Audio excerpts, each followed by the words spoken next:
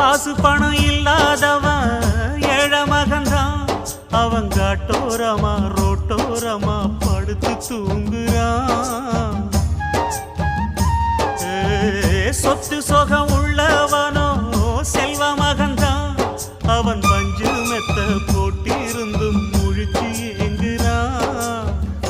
எது மற்ற பேர்களுக்கு ஏது கவலை?